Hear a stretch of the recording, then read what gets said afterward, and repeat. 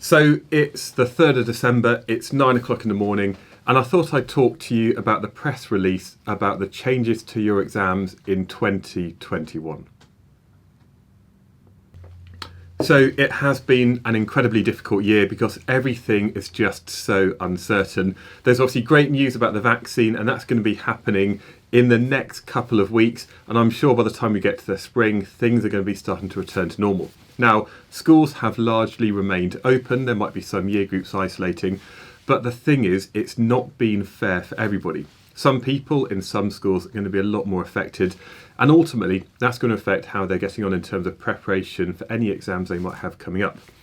Now, this thing here, it's released this morning. It's a press release, and the full documentation, you can read the whole thing if you want to, is on the Department for Education website. I've got the link beneath this video, and it's really relevant for students in England. Now in Wales, they've already cancelled your exams.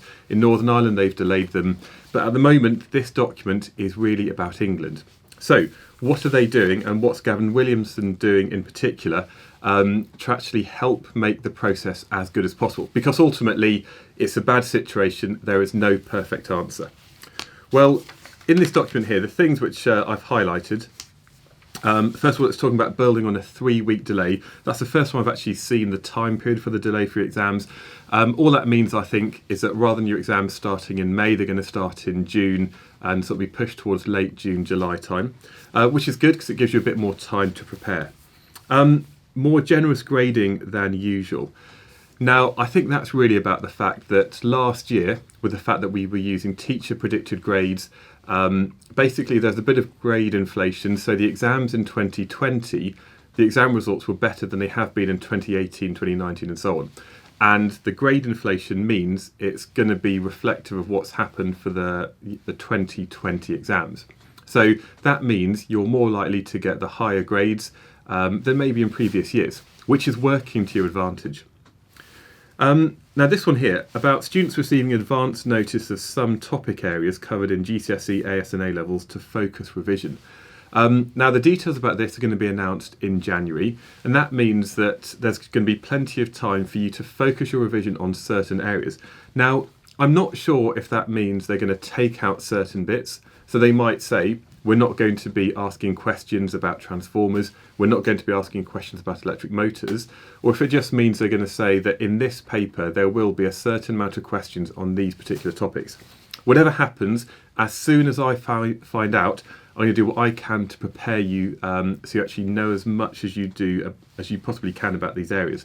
Don't forget, I'm going to be doing live streams from January onwards every Monday evening, 6 o'clock for GCSE and 6:30 for A Level. I'll be doing physics specific live streams, perfect for all of you as you prepare for your exams in the summer.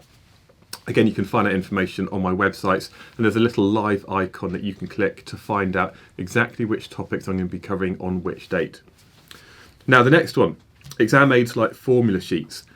Now for A-level students, I don't think this is going to really impact you too much in physics, because basically you get given a formula sheet that have pretty much every formula that you need to remember or need to use in your A-level physics exams. I think this is going to be really important if you're doing GCSE physics though.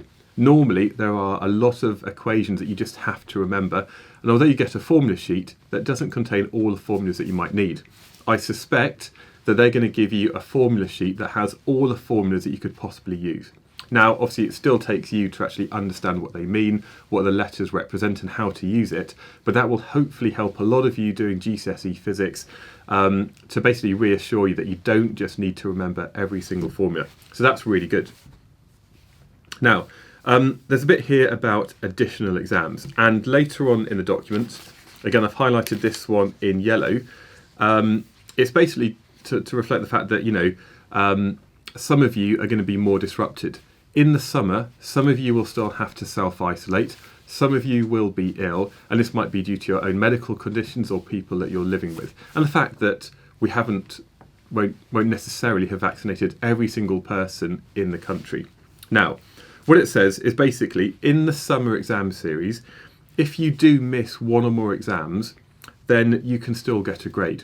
So for example, you might do physics paper 1, you're absolutely fine, you're told to self-isolate, and that means you can't do physics paper 2, by the looks of what they're talking about here, even if you haven't done the second exam, you would still get given a grade, and it might just be based on how you got on that physics paper 1. So that's good.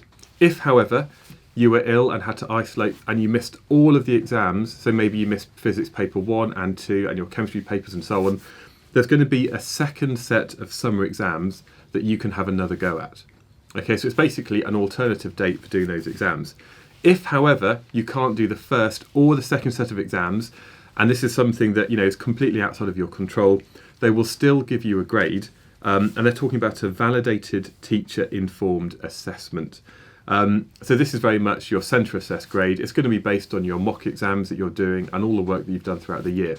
So even if you haven't done a single real exam, you will still get given a grade for that subject based on what your teachers think you're capable of, which is why it's important to do as best you can in all the mock exams. Now, at the moment, in terms of exactly what you have to do for each subject, the details have not been announced. I think they're probably going to be working on them pretty much solidly over the next couple of months and a couple of weeks. And as soon as I find out more, as soon as your teachers find out more about it, they're going to let you know. So that means the work you're doing in class, the revision, is going to really help you prepare for the exams in the summer. Whatever happens though, some things are outside of your control. All you can do at the moment is just keep doing your best. Try not to get overwhelmed because there's a lot of uncertainty, a lot of difficulties, and at times the subjects you're learning are quite difficult. So try not to let it overwhelm you. Don't forget, of course, I do have loads of videos to help you over at either GCSE or A Level Physics online. And like I said, in January, I'm going to be doing a weekly live stream, basically from January onwards, all the way up until whenever your summer assessments are.